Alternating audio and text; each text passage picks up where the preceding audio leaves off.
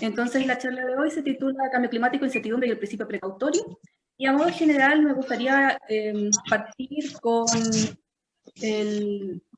cuáles van a ser los cambios que vemos para Latinoamérica en los distintos modelos climáticos, ¿cierto? Ustedes podrán ver a la derecha, no mentira, a la izquierda, en cuanto a temperaturas, en las proyecciones climáticas, las más optimistas, el escenario que se llama RCP 2.6 representa aquellos escenarios en los que se supone que la humanidad entera toma acciones suficientemente comprometidas que permiten no solamente reducir las emisiones de gases de efecto invernadero, sino que tenemos una emisión negativa, que estamos absorbiendo carbono.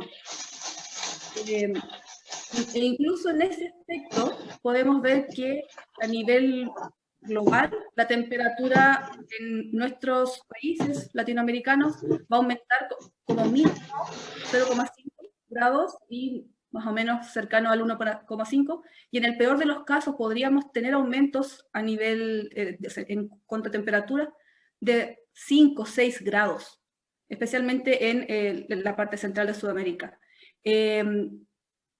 A nivel de precipitaciones, como podrán ver en la parte de abajo, tenemos las proyecciones se comportan de manera un poco más errática, ¿cierto? Si es que aumenta solamente, si tenemos una reducción de nuestras emisiones de gases de efecto invernadero y tenemos un aumento de la temperatura cercano a los 0,5 o 1 grados, vamos a tener zonas en las que la temperatura disminuye y vamos a tener zonas en las que la precipitación disminuye y otras en las que la precipitación aumenta, siendo la disminución de alrededor del 20% lo más común, mientras que en el peor de los casos vamos a tener un comportamiento completamente diferente de las precipitaciones. Vamos a tener zonas en las que la reducción es suficiente, digamos, importante, sería el caso chileno y el caso del norte de Brasil, las Guyanas y Centroamérica, y el resto de los países o de las zonas climáticas podrían verse afectadas con un aumento de las precipitaciones. Y aquí es importante decir que un aumento de las precipitaciones no significa vamos a tener mayor disponibilidad de agua, sino que va a llover más. Si esto cae todo en un mismo momento y no podemos salvar nada de esa agua, los modelos en sí no pueden llegar a ese nivel de detalle. Y con respecto al cambio de los pH de nuestros océanos, súper importante ver que en cualquiera de los dos casos tenemos cambios, sí o sí. Y es aquí, de manera general, que podemos ver, vamos a tener cambios importantes, en especial en nuestras economías que son altamente dependientes de estos tres factores: la agricultura, la pesca, el bosque, etc. Con respecto a la disponibilidad de agua, que como les decía yo es distinta respecto a la precipitación, ¿cierto? Para calcular disponibilidad de agua tenemos que entrar en cosas como la capacidad de retención del suelo, el uso que se le da al agua, etc. Y de todas maneras ustedes podrán ver que a nivel latinoamericano se comporta de distintas formas. No tenemos, digamos, un impacto parejo. Como les mencionaba también, el impacto que puede tener en la agricultura, vamos a tener zonas en las que la falta de agua va a afectar ciertos cultivos, especialmente el trigo sería el más afectado en zonas como México y el sur de Chile, y el exceso de lluvias, cuando tenemos condiciones más húmedas, podrían afectar el trigo, el maíz, la soya, en países como Colombia y Argentina. Y esto es muy importante. Si ustedes ven los porcentajes de impacto para el caso uruguayo en soya, es del 100%. O sea, el 100% de los cultivos de soya se van a ver afectados. Continuando con los posibles impactos que puede tener el cambio climático, tenemos el posible impacto a la gente, a las ciudades. ¿Cuál es la población que está en riesgo producto de los cambios que se pueden prever en el cambio climático? Y si ustedes se dan cuenta, si bien el sector europeo y centroasiático tiene mucho más colores, en el caso nuestro, de Latinoamérica, podemos decir que quizás tenemos la ventaja de que no tenemos poblaciones tan concentradas en ciudades hasta el momento, eso está cambiando y cada vez somos más, pero por ejemplo el caso chileno y el caso uruguayo, no es Uruguay, esto es Brasil, pero en el caso chileno, que es el que yo tengo más experiencia y donde la población se concentra en más de un 90% en ciudades, las poblaciones afectadas están básicamente todo el país. Y un impacto que no necesariamente pensamos de manera tan normal cuando hablamos de cambio climático tiene que ver con la inmigración.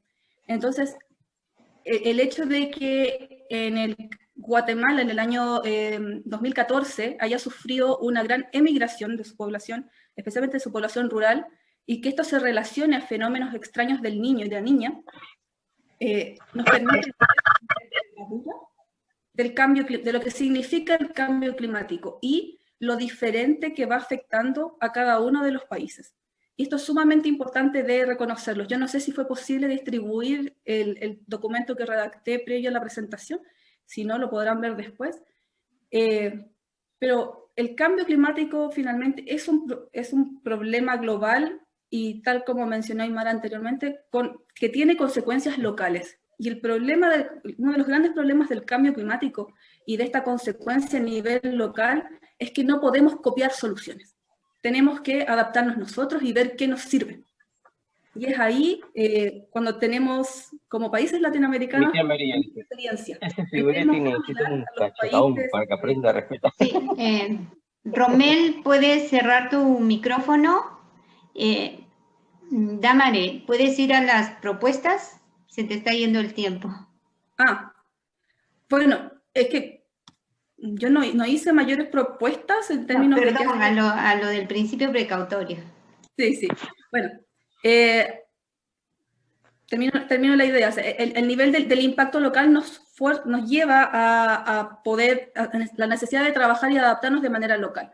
Entonces, el principio precautorio, que como algunos sabrán ya, se declaró en la Declaración de Río como el no tomar decisiones de las que nos podamos repetir en el futuro por no tener evidencia científica. Lo podemos aplicar al día de hoy con no tomar decisiones si es que no sabemos si podemos hacernos cargo de los impactos negativos.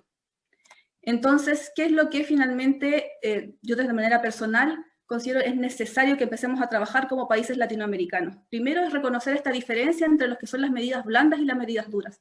Las medidas blandas que se reconocen por la generación y el fortalecimiento de las capacidades en los sistemas humanos, y que estas sean las que en acuerdo nos permitan implementar medidas duras como la infraestructura, la instalación de embalses, seguir construyendo los mismos sistemas de tratamientos de aguas servidas, las fuentes de energía, son grandes inversiones, son inversiones multimillonarias que hacen los estados, y cuando no estamos seguros de cómo va a afectar el cambio climático, como les mostraba, por ejemplo, en el caso de la precipitación, dependiendo de cómo se desarrolle, qué tantos gases de efecto invernadero tengamos, no estamos seguros si es que en todas partes, o sea, si en un mismo lugar va a llover más o menos. Entonces, por ejemplo, un embalse no parece ser la mejor solución. Y bueno, les quería presentar dos ejemplos del caso chileno.